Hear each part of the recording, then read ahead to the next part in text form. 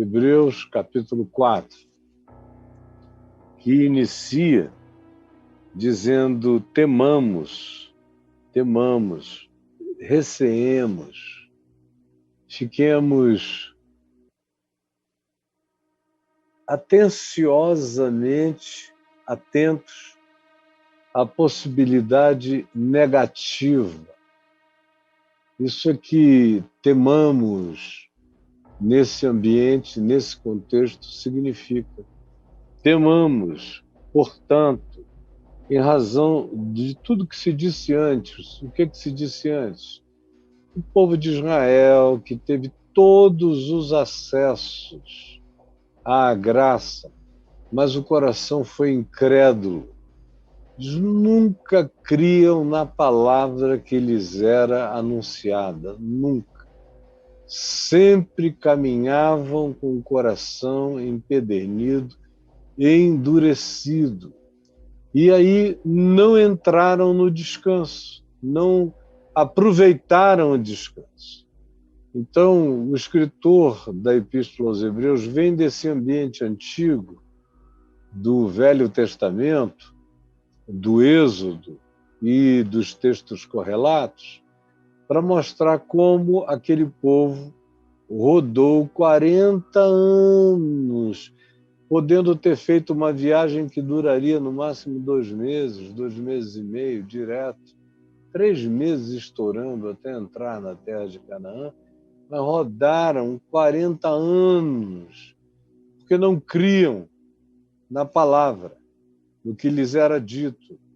A palavra que lhes era ensinada, eles não faziam com que ela fosse acompanhada pela fé.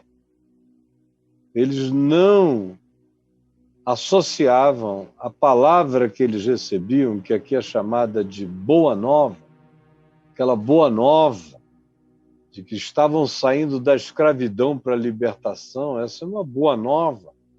Boa nova sempre é feita de anúncios de libertação, de visão, de desimpedimento cognitivo, de compreensão. A Boa Nova vem carregada sempre de esperança e de promessa de descanso para o ser. E foi isso que eles receberam lá atrás. Mas eles não fizeram essa palavra ser acompanhada pela fé. E aqui, quando a viagem vem lá de trás, chegando a nós, depois de Jesus, discípulos de Jesus, que dizemos que somos gente do Evangelho e que usufruímos do benefício do que Jesus realizou por nós na cruz, na ressurreição, nos trazendo pacificação completa e acabando com a fobia da morte, com o medo da morte e com a escravidão que ela impõe por toda a vida, do cenário de qualquer que seja o nosso horizonte. A palavra do Evangelho, a Boa Nova, faz isso. Todavia, ela não pode não ser acompanhada pela fé. Ela tem que ser acompanhada pela fé. E aqui diz: temamos, portanto, que sendo-nos deixada a promessa de entrarmos no descanso de Deus, de usufruirmos a paz. O descanso de Deus não é o céu ainda, o céu é depois. O descanso de Deus é aqui, é agora, é já, é vivendo na história, no tempo presente. Temamos que,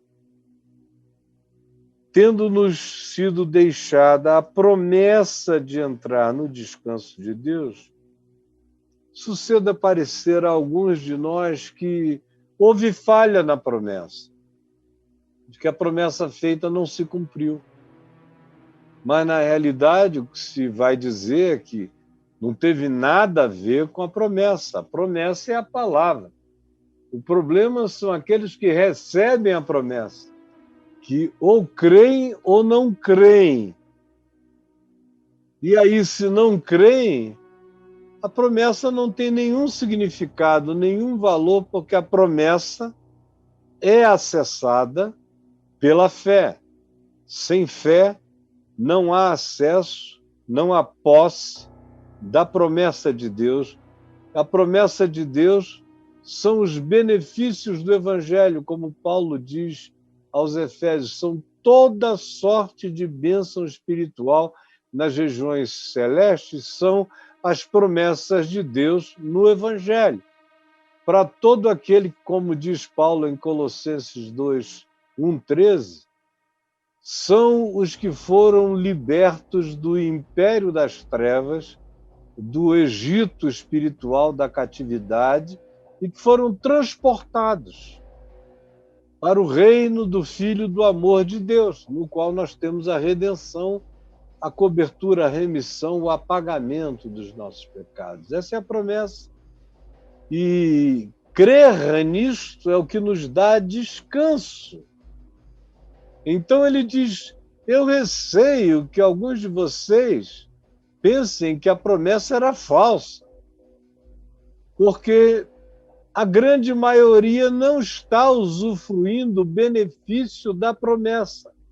O benefício da promessa é paz, é alegria, é experiência da justiça de Deus no coração, da justificação espiritual no ser, é o acesso às realidades que excedem a todo entendimento, é a chance da experiência do contentamento, como diz Paulo em Filipenses 4, do contentamento, aquele contentamento acima das circunstâncias, ultra circunstancial, que não depende de você ter dinheiro ou não ter dinheiro, ter sucesso ou não ter sucesso visível aos olhos humanos, que não depende de abundância nem de escassez, que não depende de conforto nem de desconforto. É algo que, em nos possuindo, nos coloca num lugar de fé transcendente ao imediato. Não é que você não sinta, você sente dificuldades, lutas, perrengues, dissabores, diminuição de entrada, ou dificuldade, ou perda de emprego, você sente tudo. Mas há uma coisa esquisita, estranha, inexplicável. Uma paz. Uma paz.